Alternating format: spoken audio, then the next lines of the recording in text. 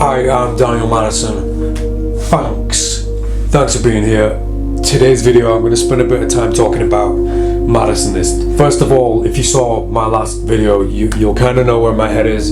I've been thinking so much about everything and trying to imagine a future that I never could really imagine before. And for me, that future's got to be something big, and not just for me, for everybody. There's something I wrote in one of my books, I think it might have been in Madison, said, don't leave the world the way that you found it.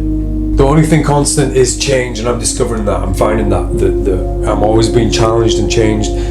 This year has been the most challenging year of my life, and there's something's coming up that's going to be even more challenging. And before I even get to the point before the point, I know I've addressed this before in a few different ways, but YouTube itself, I'm finding it to be such an important and powerful, meaningful place of healing. And I know that sounds quite soppy, but for me it's very therapeutic, and I've made it part of my program, not for specific aspects, but for a bunch of collective different reasons, not more so than the idea of me sharing things that I'm learning and things that I've been through and things that I'm about to go through. I find that so therapeutic and rewarding for me, so it is quite a selfish act. I see it as a 50. Can you hear the airplane? I'm gonna have to listen back. I live very close to Leeds Bradford Airport, so it's inevitable. I'm just gonna keep them in. Maybe the airplane noise will replace the cat sound.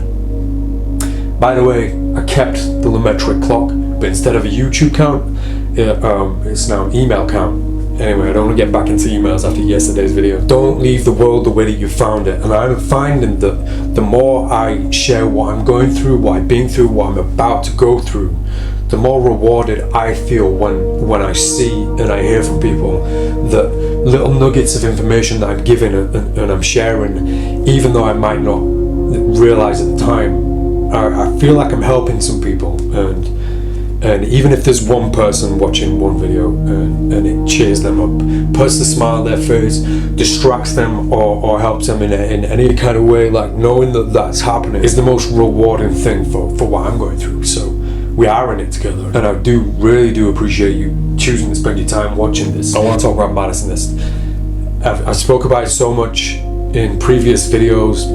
There are a few things that I can't actually talk about. So the first revelation is there was a legal situation that I found myself in, which I'm not even allowed to talk about.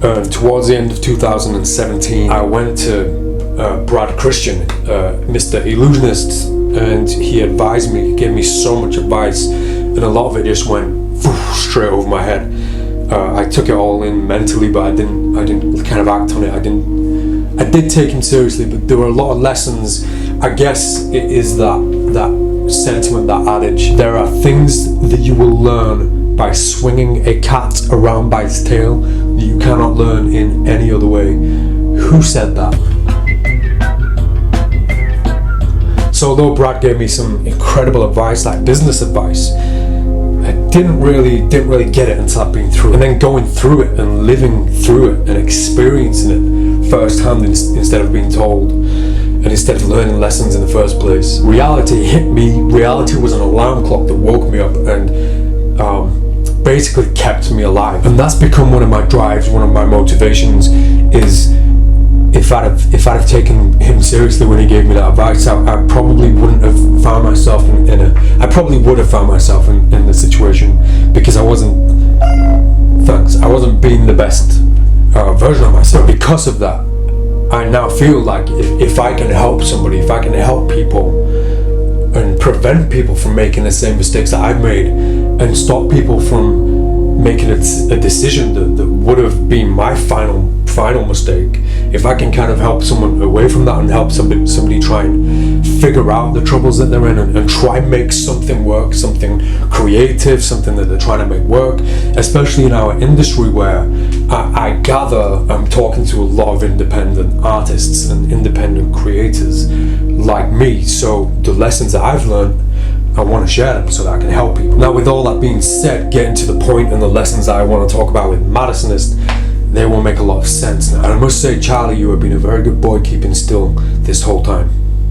In the past couple of years, I guess it started much further back than I realized. My way of expressing my artistry. I've always been a huge fan of writing and poetry, but I always took to videos instead and tried to express what was happening in my mind on film, try and replicate it and try and give, I guess, moral lessons and just express whatever was happening in here and in here.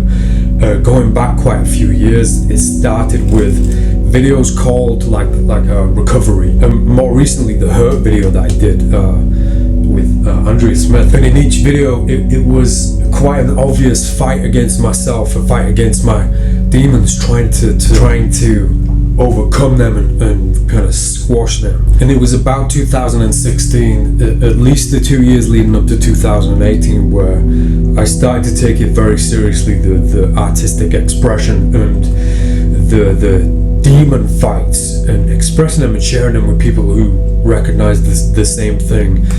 I didn't kind of realize at the time it was taken over, and it eventually became Madisonist. It eventually became its own thing and completely took over me. Meanwhile, the real me that I'm recovering from that mess was kind of lost and completely gone behind the demons that took over. And it's very deep, and that's just the way that I think and the way that my mind works. And I know a lot of people watching think and feel the same way too, but I did something wrong. I got something wrong, and the more I pay attention to the more I open myself up and make myself susceptible as possible to reality itself, whatever that is, the easier I'm finding it to pick up on these lessons and learn and improve and develop. So again, the whole point of me doing these things on YouTube, if there's someone watching who this makes sense to, if I'm able to help myself and I don't share that with the possibility of helping somebody else, then I've failed. And it's become kind of a fear of mine, has failure, and I'm trying to make it my best friend, which leads perfectly into the whole problem that I had with battling and fighting demons. I got it wrong recently in recovering myself from that mess. I decided to kill the demons. I decided to kill the architect, as I put it. And that's wrong, that's wrong. And I've been trying my best fighting them every single day, since every minute of every day, since in fact, and I got it wrong. That's wrong, you shouldn't do that.